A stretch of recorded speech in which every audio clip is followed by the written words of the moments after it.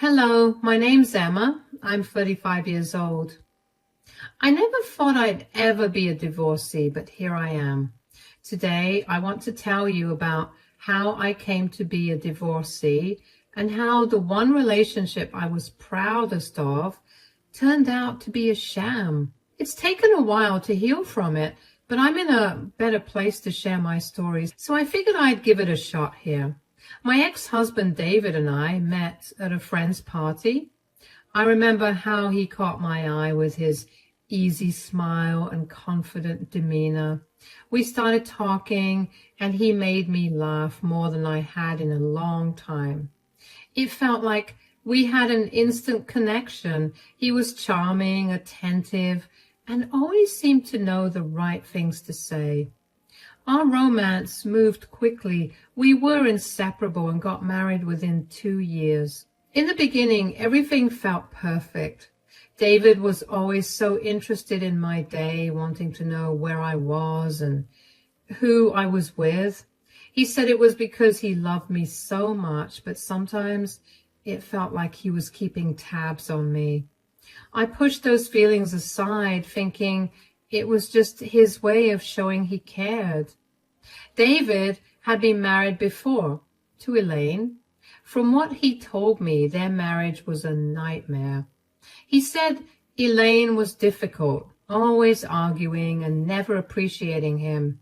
He painted himself as the victim for her unreasonable behavior. He mentioned that she would make him feel worthless and that she was impossible to please. David insisted that Elaine was the problem, and I believed him. He made sure I didn't interact with her much, saying it was for the best and that she was a bad influence. I trusted him and didn't question it. When I married David, I also became stepmother to his daughter, Lily. Lily was only 9 years old when I met her.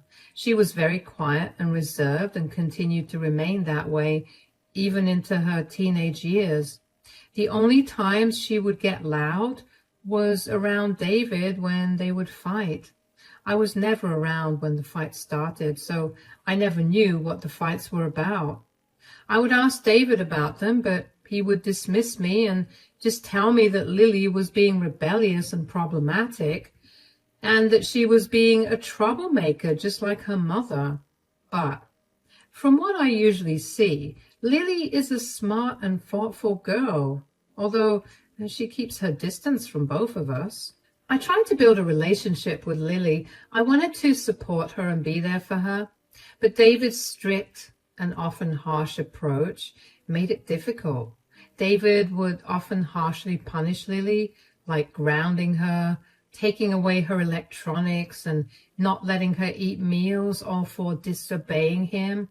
I never agreed with any of his punishments, but I had no say in anything.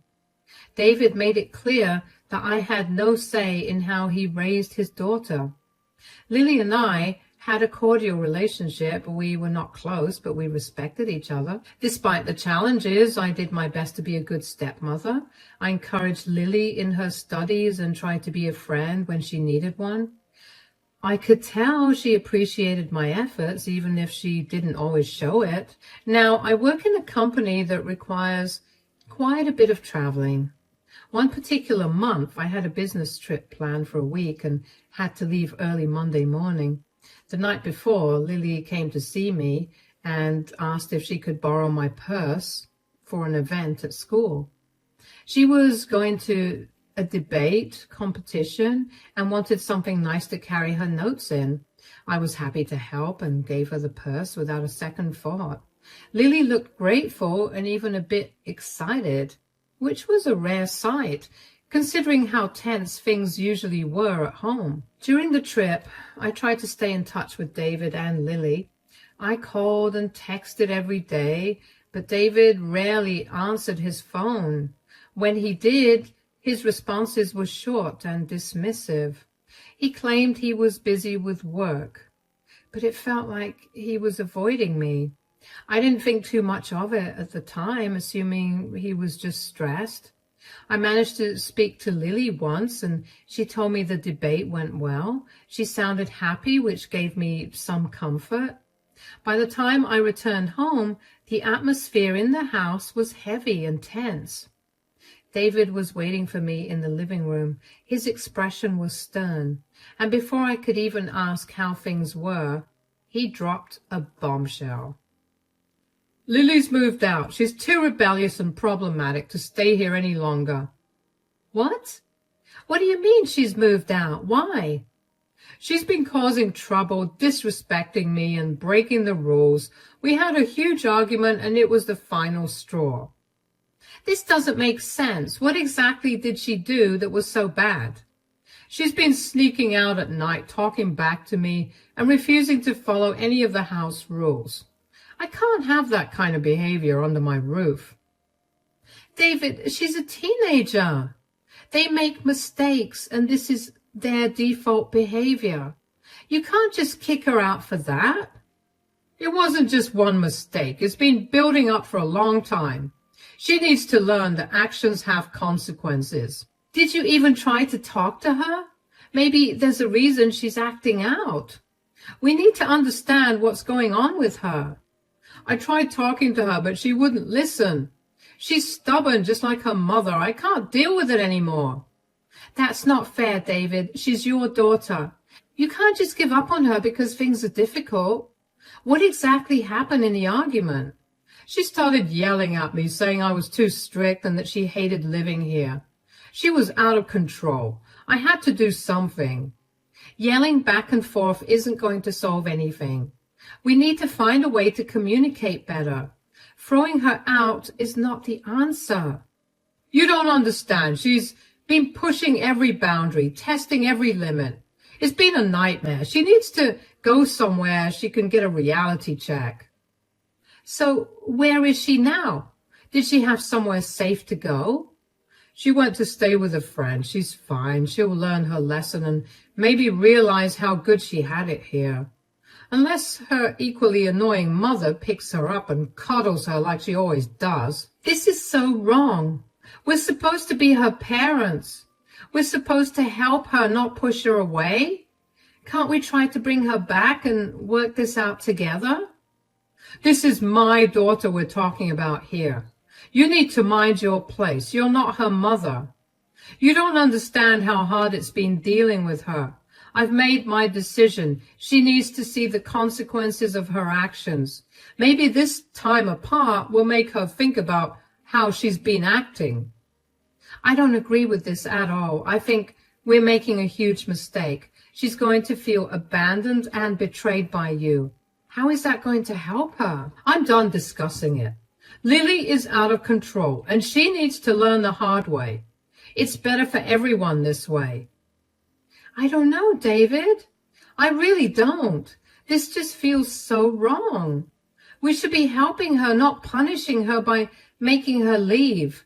She needs us now more than ever. You're too soft on her. That's part of the problem. She needs to face reality, and this is the best way for her to do that.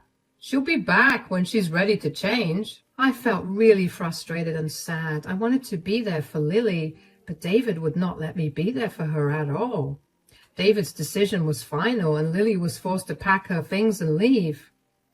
Watching her go was one of the hardest things I've ever experienced. I felt like I was failing her, like I wasn't doing enough to protect her from David's harshness. The house felt emptier without her, and the tension between David and me grew thicker. That night, I couldn't sleep. My mind was racing with questions and doubts. What had really happened while I was away? Was Lily really at fault? Or was David manipulating the situation? The more I thought about it, the more I suspected the latter. But David was firm, and confronting him felt impossible. A few days after Lily moved out, I was still feeling upset and confused. I decided to clean the house to take my mind off things. As I was tidying up, I found the purse I had lent to Lily for her debate competition. I hadn't thought about it since she borrowed it. When I opened the purse, I found a small note and a USB drive.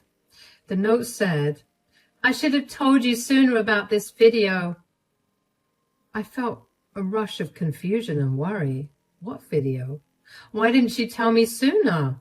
My heart started to race as I held the USB drive in my hand. I wondered if I should check what was on the USB. Part of me was scared of what I might find. What if it was something terrible?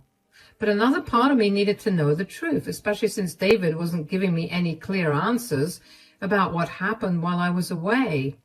I decided to try asking him once again to tell me what had happened between him and Lily that night. How was work today? Oh, it was tiring like it always is. Do you think I could talk to you about something right now, or are you too tired? You can talk, but make it quick. I really want to take a hot shower and just relax after.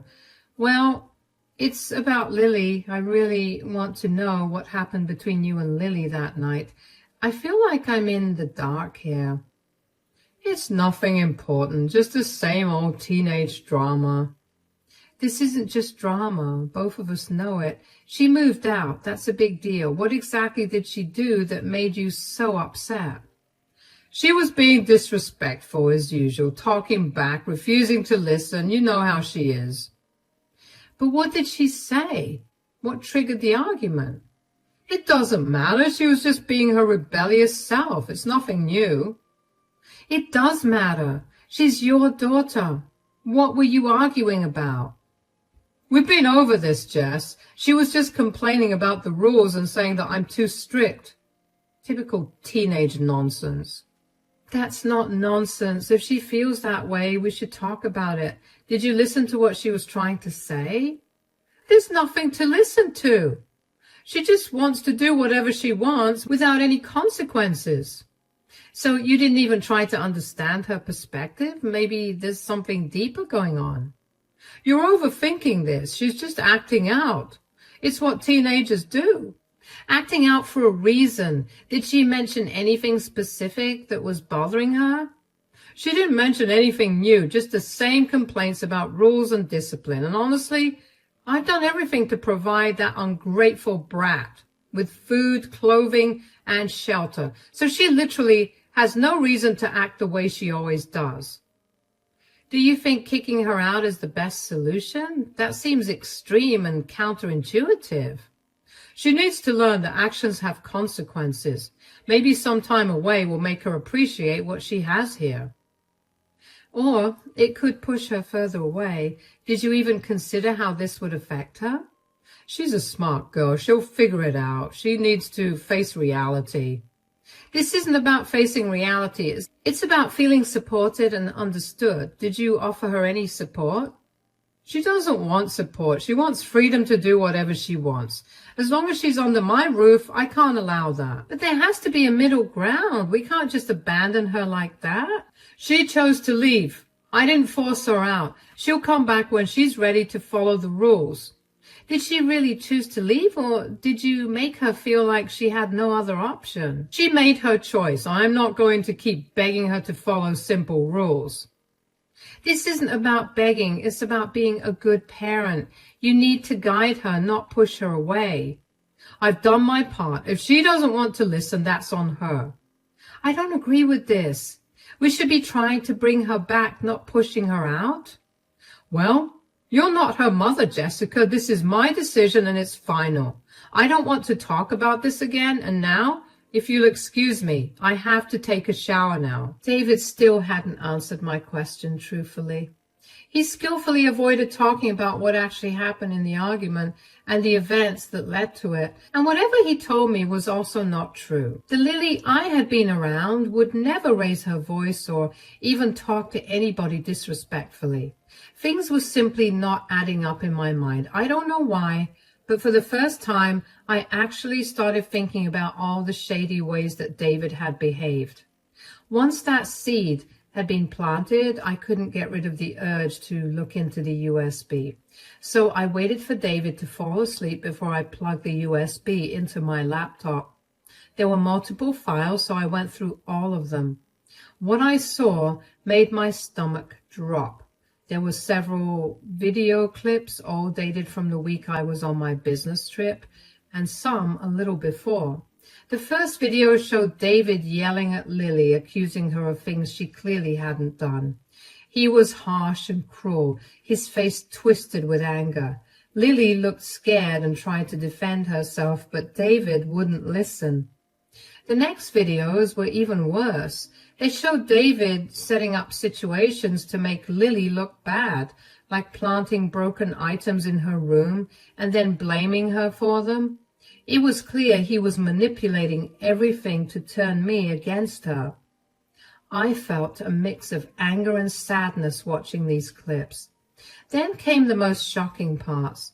One of the videos showed David with another woman in our home, acting in ways that were undeniably intimate.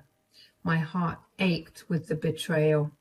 I felt sick, tears streaming down my face as I watched. I couldn't believe what I was seeing. This wasn't the David I thought I knew. How could he do this to Lily? How could he do this to me? My mind was a whirlwind of emotions, hurt, anger, and disbelief. I felt like my whole world was falling apart. Everything I thought was true about our relationship was a lie. Seeing those videos changed everything. I knew I had to make him pay. I couldn't believe I had fallen for his lies. I decided to plan my revenge carefully. First, I hired a smart attorney named Lisa. She helped me gather more evidence of David's abuse and cheating. We started by looking through all our emails and text messages. We found many instances where David was mean and manipulative. There were messages where he blamed me for things that weren't my fault and others where he tried to control my actions and decisions. We printed out all those messages and added them to our growing file of evidence. Next, Lisa suggested we talk to people who might have seen David's behavior firsthand. We interviewed some of our close friends and even some of David's colleagues. Many of them shared stories of David's temper and his controlling nature. Some of his colleagues mentioned how David often spoke badly about me and even flirted with other women at work. We wrote down their statements and had them sign affidavits to make their testimonies official. We also went through our financial records. David had always insisted on handling our finances, but I had access to our bank statements and credit card bills. We found several charges that didn't make sense, like expensive dinners and hotel stays that didn't match with any trips or events I knew about. This helped us build a case for infidelity. Then we looked at our home security system. David had installed cameras around the house, and I remembered he had shown me how to access the footage. Lisa and I spent hours going through the videos, looking for any evidence of his abusive behavior. We found several clips where David was yelling at Lily and me, trying to manipulate us. These videos were crucial because they showed his true colors in our home. Lisa also recommended we hire a private investigator. The investigator was able to track down more information about David's activities when I wasn't around. They followed him for a few weeks and captured photos of him meeting other women, confirming his unfaithfulness.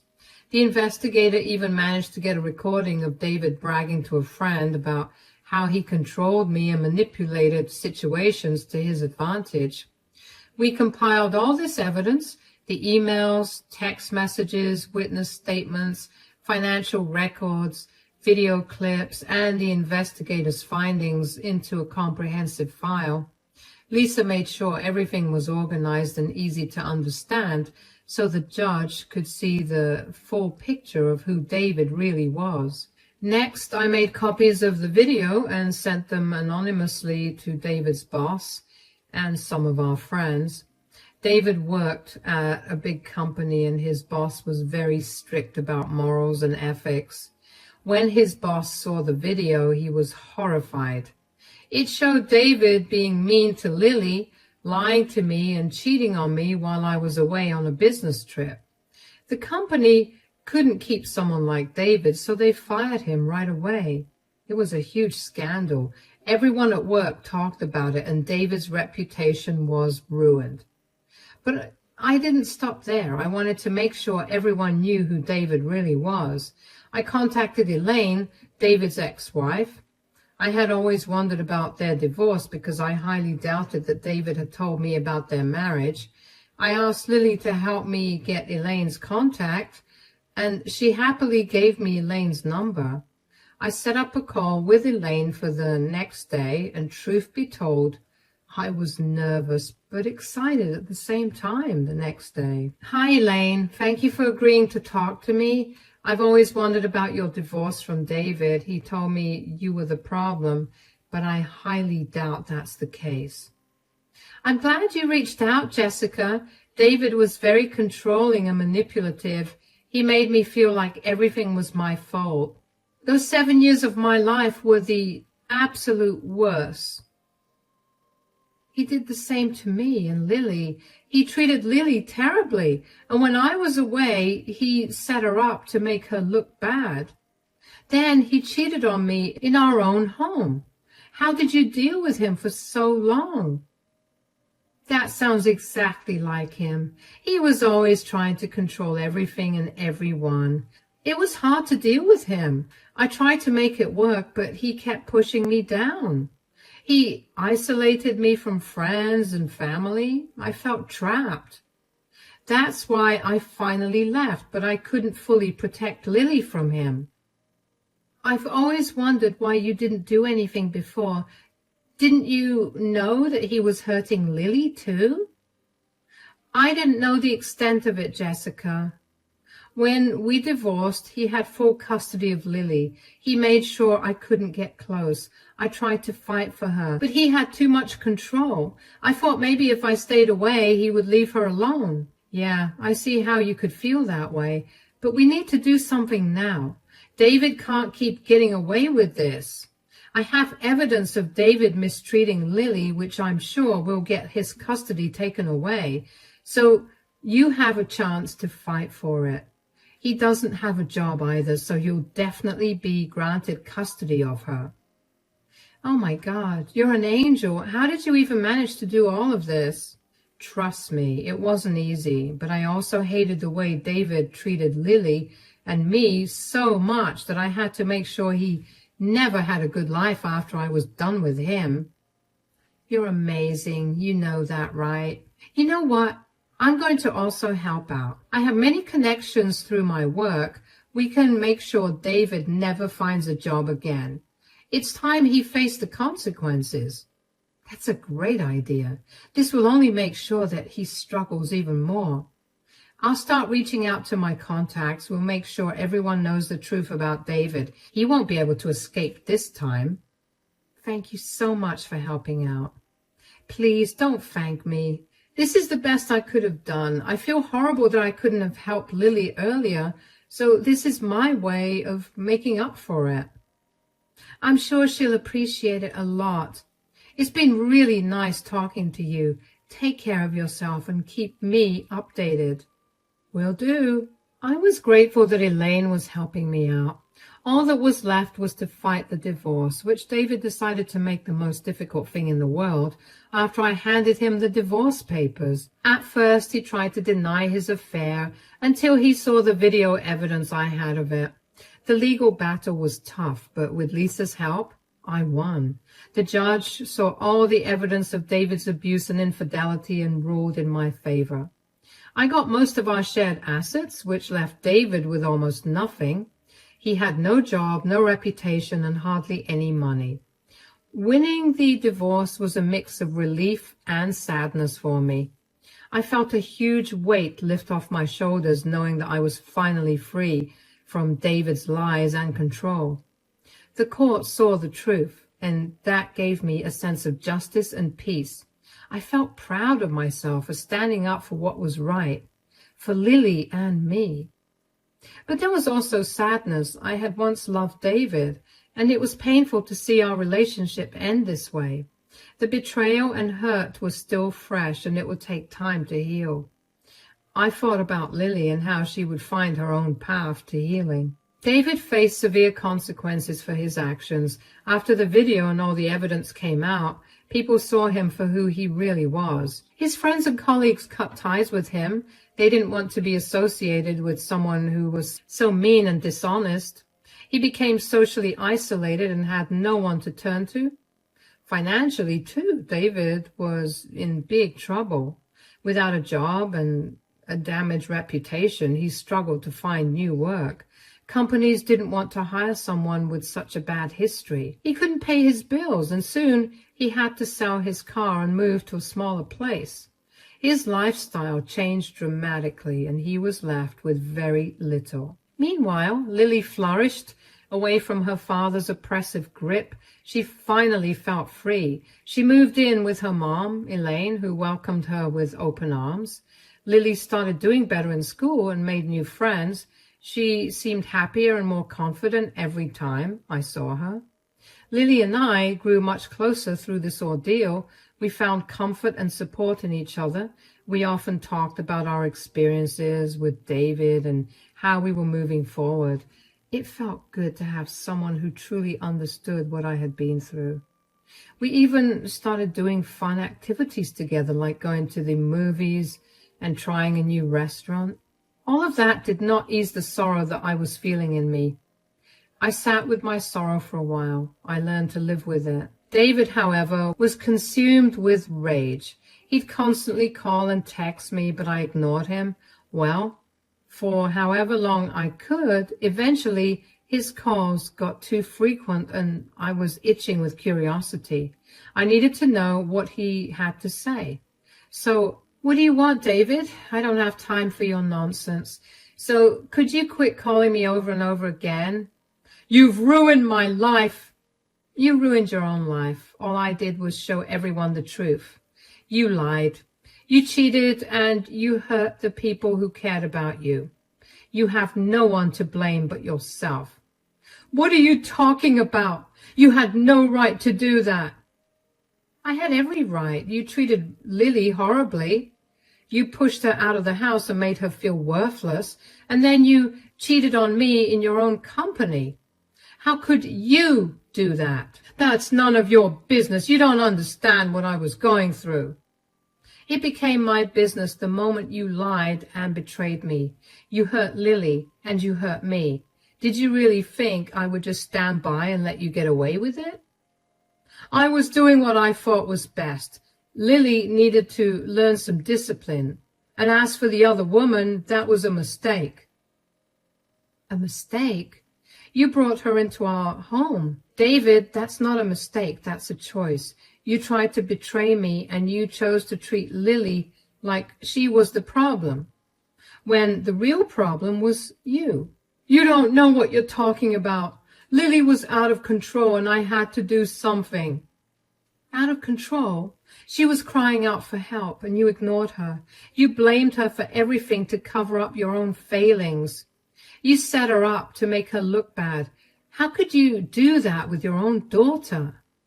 She was making my life difficult. I had to get some control back. Control? You lost control the moment you started lying and cheating. You can't control people by hurting them. That's not how love works. You'll regret this. You'll see. You had no right to expose me like that. I had every right to protect Lily and myself. We deserve to know the truth, and now everyone also knows the truth about you. You think you're so righteous, don't you? You'll pay for this, Jessica. I won't let you get away with it. There's nothing to get away with. I did what was right. You need to face the consequences of your actions. Maybe now you'll understand what it feels like to be hurt and betrayed. This isn't over. I'll make sure you regret this. Do whatever you want. You brought this on yourself. The truth is out, and you can't hide from it anymore. You'll be sorry, mark my words. I'm not the one who should be sorry. You are. You owe Lily and me an apology, but I'm not holding my breath. Goodbye, David. You'll regret this, Jessica. You'll see. No, David, you're the one who will regret what you've done. Now leave. I knew I could never regret what I did. In fact, I felt stronger and more empowered than ever. I had taken control of my life and made sure David faced the consequences of his actions. David struggled to find work for a very long time until he eventually landed a minimum wage job to make ends meet. I only know about it because he made multiple Facebook posts tagging me and calling me a jerk. It honestly made me laugh because every time he tried to rebuild his life, the scandal followed him, reminding him of his mistakes. David's downfall was a constant reminder that actions have consequences. He was left to face the repercussions of his behavior. Every time he tried to rebuild his life, his past mistakes haunted him. He was living in the shadows of his own actions, unable to escape the truth. In the end, David was left with nothing but regret. Meanwhile, Lily and I look forward to a brighter future. We reclaimed our lives and found happiness and stability. It is the beginning of a new chapter, one that promises hope and joy, free from the toxicity of the past.